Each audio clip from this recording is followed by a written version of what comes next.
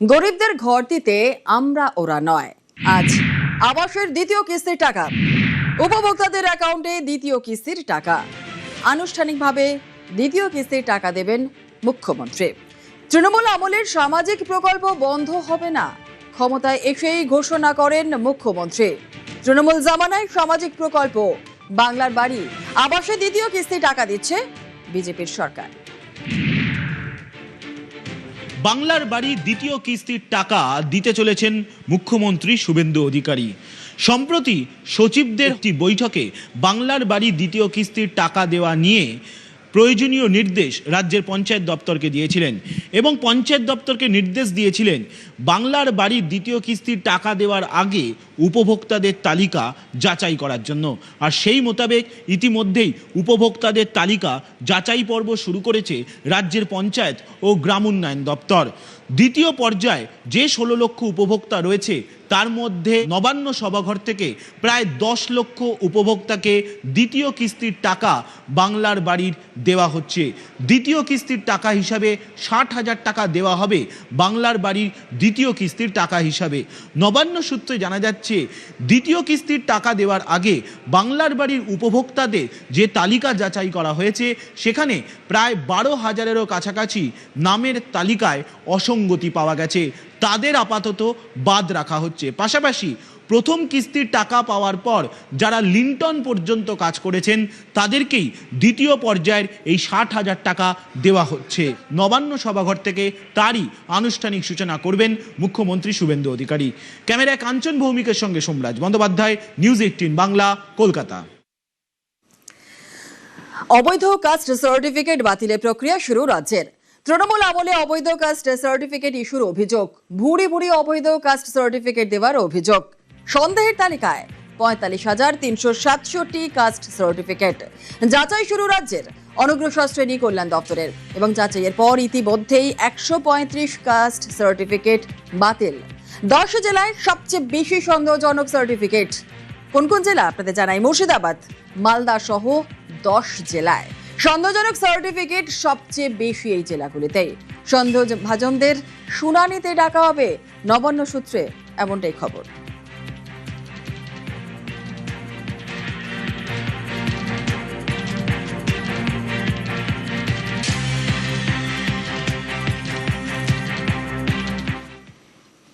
বকেয়া 2,600 কোটি মেটানোর আশ্বাস। বকেয়া মেটানোর আশ্বাস কেন্দ্রীয় জল শক্তি মন্ত্রীর। কেন্দ্রীয় মন্ত্রী সিআর পাতিলের সঙ্গে বৈঠক করেন রাজ্যের পূর্তমন্ত্রী অজয় পোদ্দার। বকেয়া প্রায় 2,600 কোটি মেটানোর আশ্বাস। রাজীব কুমার, প্রতিমা মণ্ডল সহ বৈঠকে ছিলেন সাংসদরাও।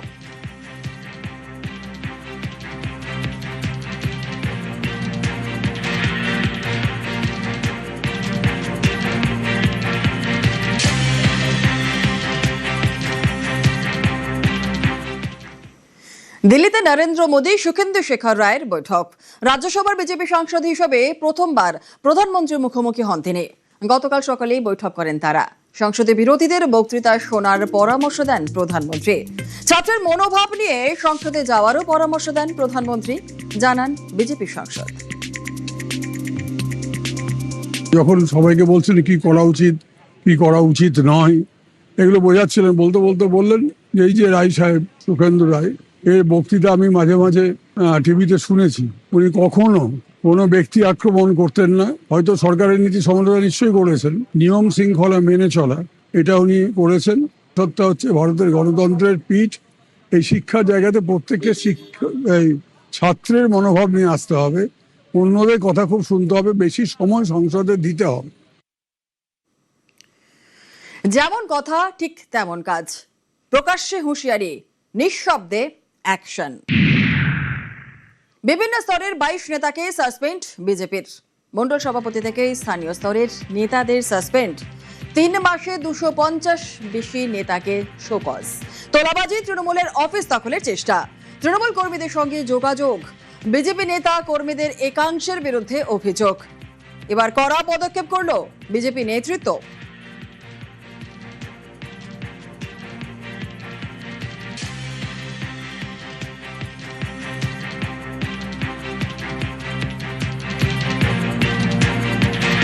শৃঙ্খলাপরায়ণ রাজনৈতিক দলে শৃঙ্খলা রক্ষা করবার জন্য কিছু সময় কঠোর পদক্ষেপ নিতে হয়। কিছু জায়গায় আমরা শোকজ করেছি, সামান্য কয়েকজনকে সাসপেন্ডও করা হয়। তাদের সম্পর্কে কিছু বিচ্যুতির অভিযোগ ছিল, সেটা তাদের থেকে জানতে চাওয়া হয়েছে। যারা 4 ঘন্টার তৃণমূল হয়ে থেকে বিজেপি হয়েছে, তাদের আমাদের নিচুতলার কয়েকজন সঙ্গে নিয়ে ঘুরেছিলেন, তাদের শোকজ করা হয়েছে, তাদের সতর্ক করে দেওয়া হয়েছে। যেমন কথা ঠিক তেমনই কাজ অবশেষে হলো রাজ্য বিজেপিতে। রাজ্য বিজেপি সভাপতি শ্রমিক ভট্টাচার্যের তরফ থেকেই কার্যত 15 দিনের সময়সীমা বেঁধে দেওয়া হয়েছিল। এরপর দেখতে পাওয়া গেল ইতিমধ্যেই রাজ্য বিজেপির তরফ থেকে জেলায় একাধিক বিজেপির যারা নেতারা রয়েছেন এবং মণ্ডল স্তরের যে সমস্ত নেতাকর্মীরা রয়েছেন তাদেরকে সাসপেন্ড করা হলো। সর্বমোট 22 জনকে সাসপেন্ড করা হয়েছে। এছাড়াও 250 জনের কাছাকাছি যারা বিজেপির কর্মী এবং যারা নেতারা রয়েছেন তাদেরকে শোকজও করা হয়েছে। এর মধ্যে 80 জনের কাছ থেকে যোগ্য উত্তর পাওয়া গিয়েছে বলে কার্যত শোকজ থেকে অব্যাহতি দেওয়া হয়েছে। তবে বাকি এখনো পর্যন্ত একাধিক যারা বিজেপির কর্মী সমর্থকরা রয়েছেন তাদের পরিস্থিতি কার্যত দড়ির মধ্যেই ঝুলছে। তার কারণ এদের পরবর্তী সিদ্ধান্ত রাজ্য বিজেপি নেতৃত্বের তরফ থেকে কী নেওয়া হয় সেটাই এখন সবথেকে গুরুত্বপূর্ণ বিষয়। তবে সার্বিকভাবে বিজেপি রাজ্য সভাপতি শ্রমিক ভট্টাচার্য তিনি জানিয়েছেন দল সম্পূর্ণরূপে শৃঙ্খলার অধীনে থাকতে চায়। এছাড়াও সামগ্রিকভাবে যারা দলের অনুমতি না নিয়ে কোনো রকমভাবে তৃণমূল নেতাদের সঙ্গে সরাসরি যোগাযোগ রাখবেন তাদের উদ্দেশ্যে শাস্তিমূলক ব্যবস্থা এরকমভাবেই চলবে। ক্যামেরা বিশ্বজিতের সঙ্গে প্রীতিশ বন্দ্যোপাধ্যায়, নিউজ 18 বাংলা, কলকাতা। আর এবারে এক নজরে দেখব কোন কোন জেলায় অ্যাকশন নেওয়া হচ্ছে। উত্তর 24 পরগনা, দক্ষিণ 24 পরগনা, নদিয়া, হাওড়া, কলকাতা।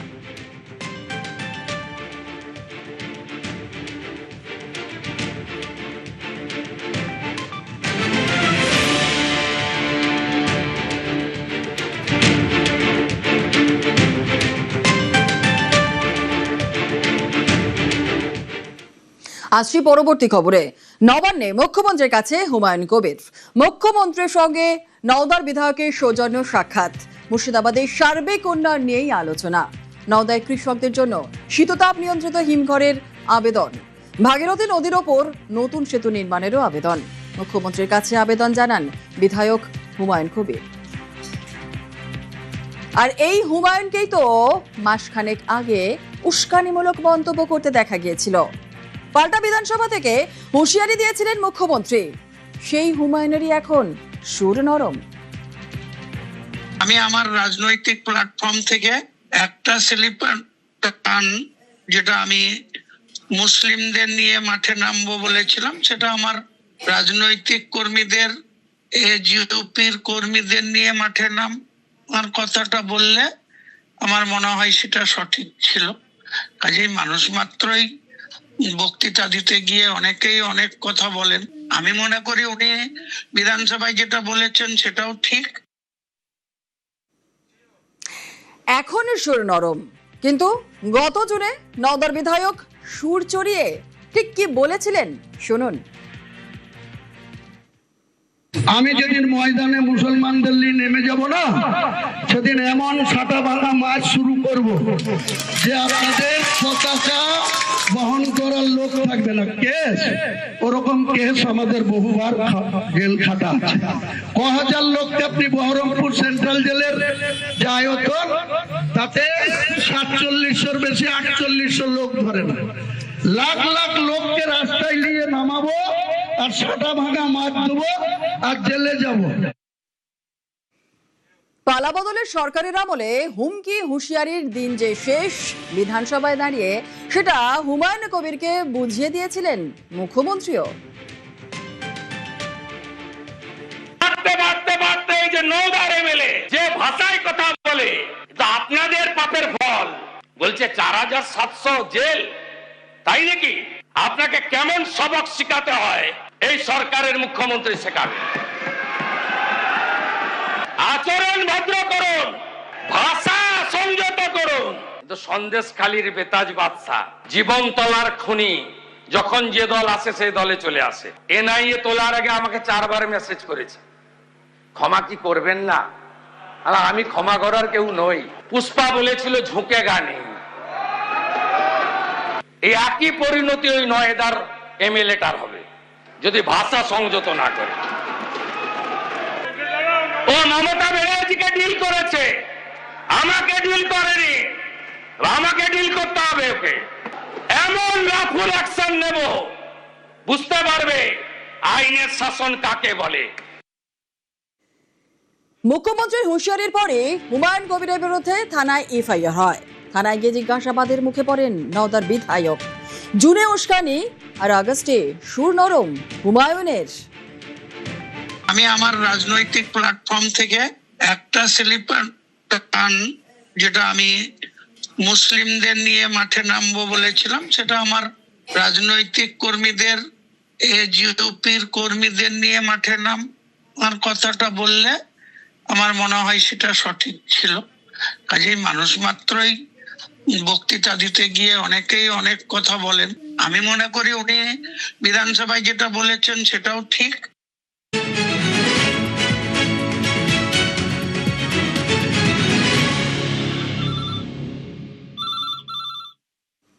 জেনজিকে পাশে পেতে এবার কি আসরে নামছে আরএসএস? আজ 15 থেকে 19 বছরের 2000 ছাত্রছাত্রীর সঙ্গে কথা বলবেন সংঘপ্রধান মোহন ভাগবত। 2021 সালের পর এবারই প্রথমবার এত বড় মঞ্চে ছাত্রছাত্রীদের সঙ্গে সরাসরি কথা বলবেন সংঘপ্রধান। দেশের 100 শহরে ছাত্রছাত্রী যোগ দেবেন এই অনুষ্ঠানে। India's International Movement to Unite Nations নামে একটি সংস্থার উদ্যোগে মুম্বাইয়ে এই অনুষ্ঠানের আয়োজন। কিছুদিন আগেই সংঘপ্রধান মোহন ভাগবত তিনি বার্তা দিয়েছিলেন জেনজির মন বোঝা উচিত। কি বলেছিলেন সংঘপ্রধান একবার শোনা যাক। जेनजी अच्छी रहती है, वो अनुकरणशील रहती है, इमोशनल रहती है, बहुत ठंडे दिमाग से विचार नहीं करती है, और जो उनके संपर्क में है वो अगर दिखने में प्रामाणिक हो तो उनको अपील करता है। মোহন ভাগবতের এই বার্তার পরে দেখা যায় শিক্ষামন্ত্রীর পদ থেকে ইস্তফা দেন ধর্মেন্দ্র প্রধান। কিছুক্ষণের মধ্যে দিল্লিতে ধর্ণা প্রত্যাহার করে জেনজি। আর এবার সরাসরি ছাত্রছাত্রীদের সঙ্গে কথা মোহন ভাগবতের। অত্যন্ত গুরুত্বপূর্ণ এই অনুষ্ঠান। কেন জেনজি চর্চায়, কেন জেনজিকে নিয়ে এত ভাবনা? আগামী বছর উত্তরপ্রদেশে বিধানসভা নির্বাচন, 2029 সালে লোকসভা নির্বাচন। আর এই দুটো ভোটেই বড় ফ্যাক্টর হতে পারে কিভাবে, আরো পরিষ্কার করে বুঝে নেওয়ার চেষ্টা করব। 2029-এ জেনজিকে বড় ফ্যাক্টর হিসেবেই ভাবছে রাজনৈতিক মহল। আজকের প্রজন্মের সামনে প্রযুক্তি বেশি এসেছে, তথ্য বেশি এসেছে, টেকনোলজি এবং ইনফরমেশন বেশি আছে, সেই সঙ্গে সঙ্গে চ্যালেঞ্জও বেশি আছে। তাই দেশের উন্নয়নের জন্য অবশ্যই এই ধরনের পারস্পরিক বোঝাপড়া এবং তাদের প্রয়োজন, তাদের ভাবনা, তারা কিভাবে দেশের জন্য ভাবে সেটা বোঝা উচিত। পূজনীয় সরসংঘ চালকজির এই যে কার্যক্রম, সেটা দেশের জন্য অত্যন্ত গুরুত্বপূর্ণ পদক্ষেপ। 2029 সালে দেশের জেনজির জনসংখ্যা দাঁড়াবে প্রায় 38 কোটি। দেশে প্রতি 4 জন ভোটারের একজন প্রতিনিধি হবে জেনজির।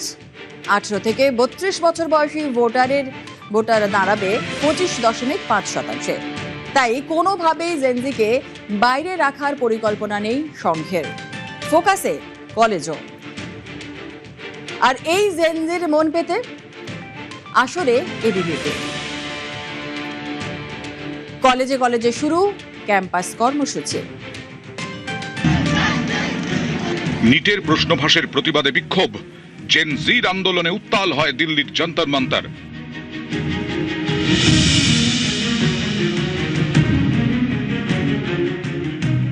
শেষ পর্যন্ত পদত্যাগ করেন কেন্দ্রীয় শিক্ষামন্ত্রী ধর্মেন্দ্র প্রধান। জেন জির মন বুঝতে আসরে নেমেছে আরএসএস। বৃহস্পতিবার দেশের নানা প্রান্তে 2000 ছাত্রছাত্রীর সঙ্গে কথা বলবেন সরসংঘ চালক মোহন ভাগবত। এবার জেন জিকে পাশে পেতে একাধিক কর্মসূচি নিল এবিভিপি।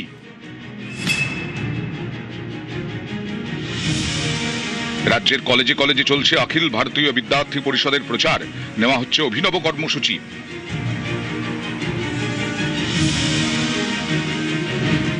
রাজ্যের কলেজগুলিতে ক্যাম্পাস চলো কর্মসূচি নিয়েছে এবিভিপি। উদ্দেশ্য ক্যাম্পাসের পরিবেশকে ভালো করা, কলেজ পড়ুয়াদের উপস্থিতির হার বাড়ানো। ক্যাম্পাসে গিটার বাজিয়ে গান বাজনা, মোবাইল ফোনের স্ক্রিন ছেড়ে নির্ভেজাল আড্ডা, গান, screen time to music time. খেলাধুলোর মান বাড়াতে নেওয়া হচ্ছে screen time to play time, screen time to green টাইমের মতো কর্মসূচি।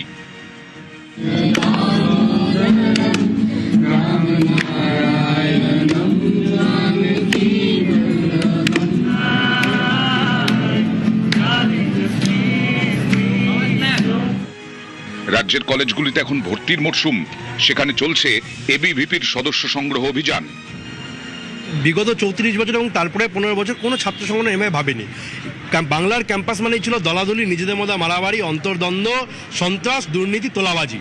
সেখান থেকে বাইরে বেশি একটা ছাত্র সংগঠন এভাবে বাংলা ছাত্র সমাজকে ভাবতে চায় যে তাদের জন্য কেউ ভাবছে স্ক্রিন টাইম থেকে কীভাবে গ্রিন টাইমে ফেরা যায়, কীভাবে ছাত্রদের ক্লাসে ফেরানো যায়।